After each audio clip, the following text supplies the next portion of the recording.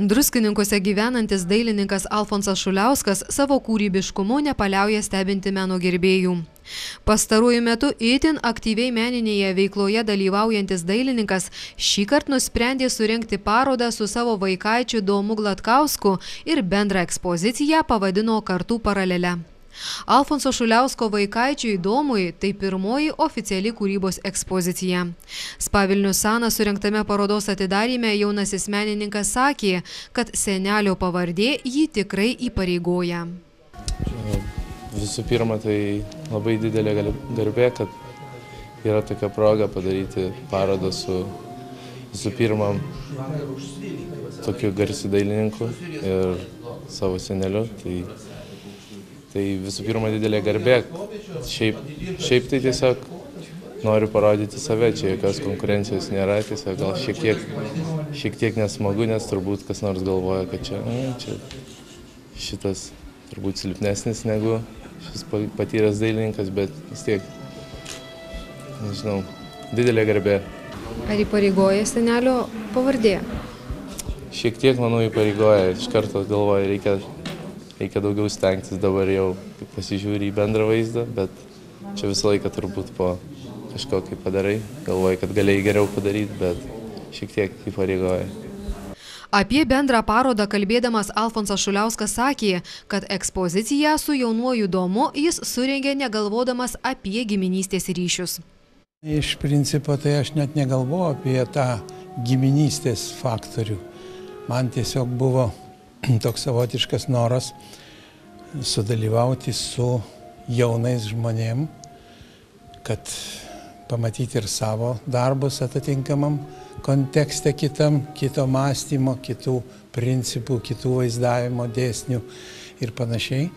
Tai čia galėtų būti ir laisvai bet kuris kitas jaunas žmogus, bet šį kartą taip sutapo maloniai, kad toje vietoje yra anūkas.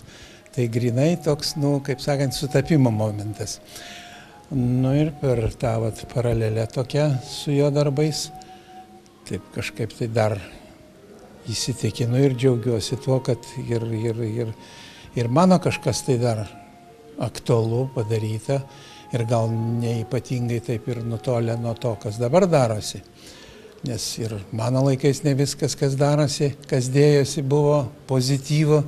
Ir dabar gal yra įvairių tokių reiškinių, bet jau vis tiek senoji karta yra pastovesnė truputėlį. Domo Glatkausko darbuose vyrauja kasdienybės tema – kova dėl pinigų, dėl būvio. Jaunasis menininkas tarsi stengiasi įrodyti, kad šie dalykai gyvenime nėra svarbiausi. Ekspozicijoje dalyvavę menininkai kalbėjo, jog Domo darbai išsiskiria savitų braižu, kuris būdingas kiekvienam tobulėjančiam menininkui. Įdomu buvo sužinoti, ką apie savo vaikaičio Domo kūrybą mano jo senelis. Tądien žiūrovams pristatė savo kūrinius, kuriuose perteiktas moters grožis, biblijiniai istoriniai personažai, vaikaičių ir kolegų portretai.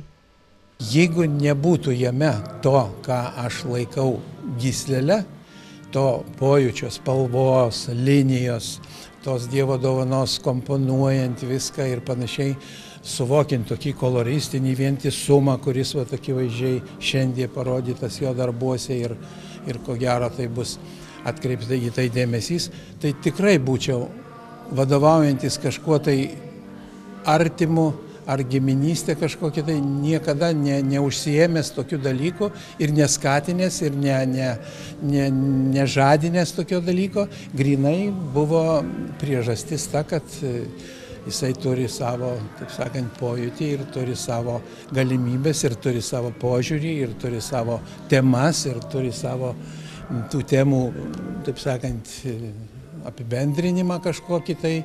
Jisai gali apie jas ir kalbėti, ir diskutuoti ir panašiai.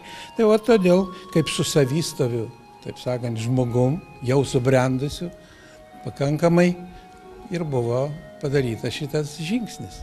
Abu parodos autoriai sulaukė didelio susirinkusiųjų dėmesio, sveikinimų ir gėlių.